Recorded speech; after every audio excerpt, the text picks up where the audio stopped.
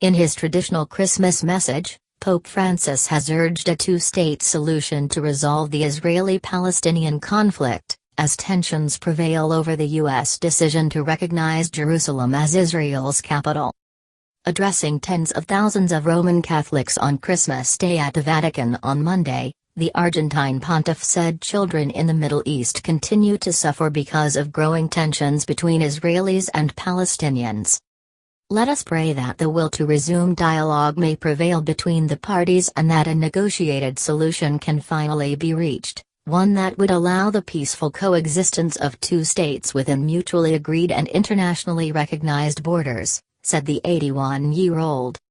He delivered the traditional Urbi et Orbi, to the city and to the world, message and blessings from the central balcony of the Vatican basilica.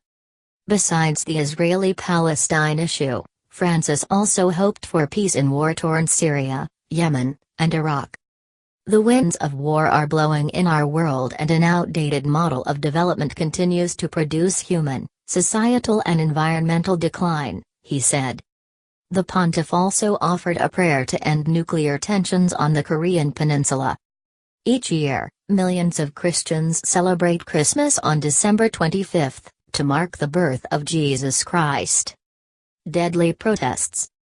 The Pope's address comes as protests continue in occupied East Jerusalem and the rest of the Palestinian territories, following U.S. President Donald Trump's decision to move the U.S. Embassy from Tel Aviv to Jerusalem.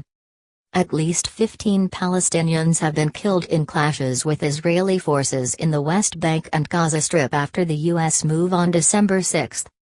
The status of Jerusalem has long remained a sensitive topic and one of the core issues in the Israeli-Palestinian conflict. Currently, there are no embassies in Jerusalem. Home to holy religious sites, the city has particular significance for Muslims, Christians, and Jews. After occupying the city's eastern part in the 1967 war, Israel annexed the territory. In 1980, it proclaimed Jerusalem as its eternal, undivided capital. Palestinian leaders hope that East Jerusalem might eventually serve as the capital of an independent Palestinian state. Israel sees the entire city as its capital. Diplomats and experts have long vouched for a two-state solution to the Israeli-Palestinian conflict.